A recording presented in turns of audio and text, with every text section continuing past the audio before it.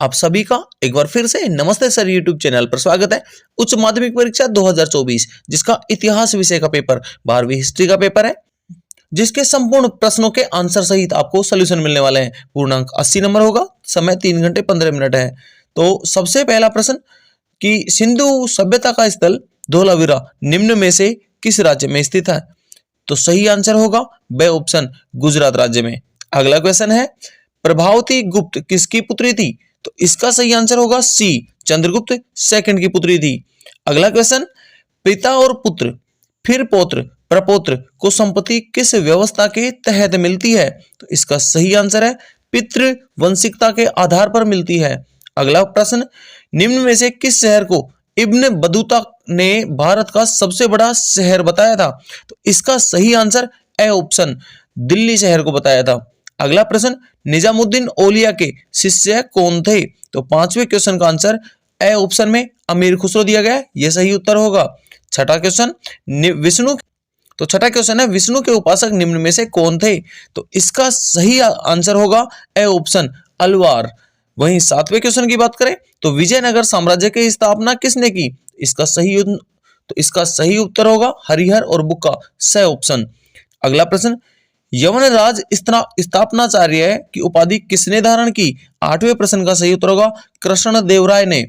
अगला प्रश्न किस मुगल शासक ने तंबाकू पर पाबंदी लगाई थी? तो इसका सही आंसर है जहांगीर ने। अगला प्रश्न शाहमहल की मृत्यु कब हुई थी? 10वें क्वेश्चन का सही आंसर 1857 में हुई थी, ए ऑप्शन। अगला प्रश्न स्थायी बंदोबस्त के जनक किसको माना जाता है या कौन थे? तो 11वें क्वेश्चन का सही आंसर है कॉर्नवालिस ने की थी। वहीं 12वें क्वेश्चन 5वीं रिपोर्ट ब्रिटिश संसद में कब पेश की गई? तो 12वें जो नेक्स्ट क्वेश्चन है इसका आंसर है स ऑप्शन, 1813 में। और अगला क्वेश्चन जो लिखा गया है 13वां प्रथम विश्व युद्ध में अंग्रेजों के साथ देने के लिए गांधी जी को कौन सी उपाधि दी गई? तो इसका सही आंसर है Kesare Hind. Last question 14 number पे दिया गया है भारतीय संविधान किस तिथि को लागू हुआ था? तो इसका सही जवाब है 26 जनवरी 1950 को। अब रिक्त स्थानों पर चलते हैं। तो रिक्त स्थानों में सबसे पहले प्रयाग प्रशस्ति की रचना किसने की थी? तो यह है हरिसेन ने। अगला प्रश्न महाभारत की रचना किस भाषा में हुई थी? तो संस्कृत भाषा में। मनुस्मृति में कितने प्रकार के विवाह का उल्लेख है? तो इसका सही आंसर है 8 प्रकार के विवाह का उल्लेख है। चौथा रिक्त स्थान श्वेतांबर और दिगंबर का संबंध किससे है? तो जैन धर्म से है। 5वां प्रश्न देवी संप्रदायों में देवी की उपासना खालिस्तान से पोते गए पत्थर के रूप में की गई थी। 5वें प्रश्न का सही उत्तर है सिंदूर से पोते गए पत्थर के रूप में की गई थी। तालीकोटा का युद्ध कौन से सन में लड़ा गया? इसका सही उत्तर है 1561 में लड़ा गया था। आईन ए मकबरी के अनुसार भूमि को कितने भागों में बांटा गया था?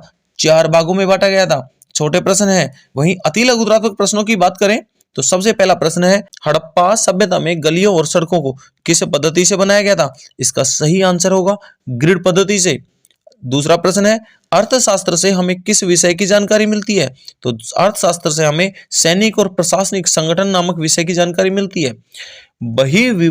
बहिर्विवाह पद्धति किसे कहते हैं? अपने गोत्र से बाहर विवाह करना ही बहिर्विवाह पद्धति है। किस वंश में मातृसत्तात्मक समाज की व्यवस्था थी?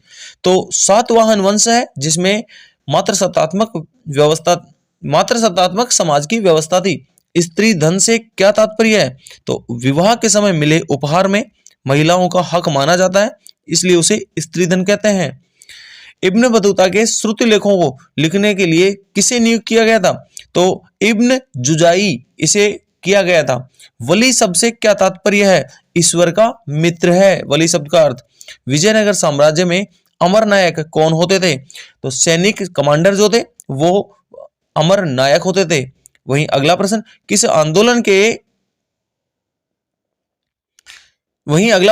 आंदोलन के दौरान स्वतंत्र सरकारों की स्थापना की गई थी?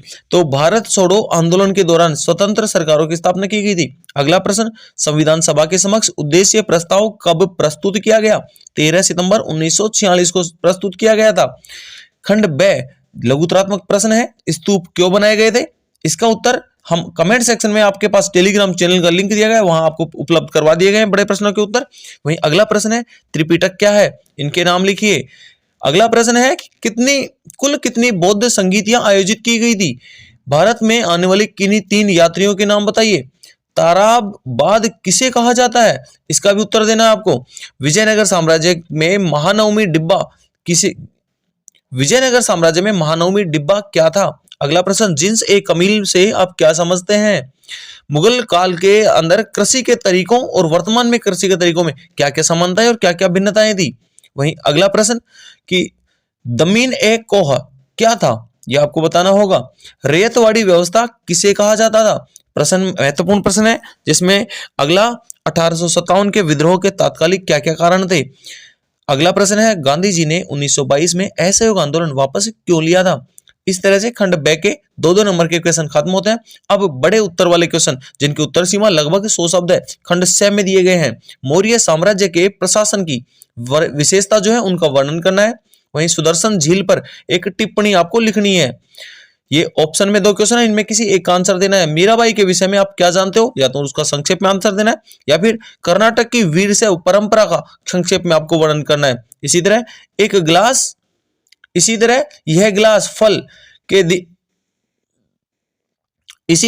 गिलास फल चेरी एक दिन आपके मुंह में ही गिरेगा। डलहौजी की इस टिप्पणी को विस्तार से समझाना है, या फिर 1857 की विद्रोह के असफल होने के कारणों का भी आपको उल्लेख करना है। अगला क्वेश्चन है कि निम्न पर संक्षिप्त टिप्पणी लिखिए। या तो आपको सविनय अवज्ञा आंदोलन और रोलेट एक्ट इन पर लिखना होगा। अगर इन पे नहीं लिखते हैं तो आपको भारत छोड़ो आंदोलन और खिलाफत आंदोलन इन पर लिखना होगा। इस तरह खंड 6 जो सी सेक्शन था उसके क्वेश्चन है। अब विस्तृत क्वेश्चन, जिनके 250 शब्दों में आपको आंसर देने होंगे।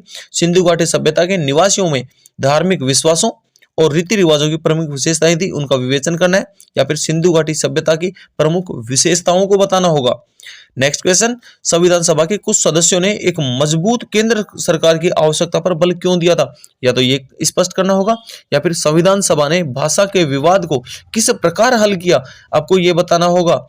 लास्ट क्वेश्चन 22वां, भारत के रेखा मानचित्र में निम्न ऐतिहासिक स्थल को अंकित करना है।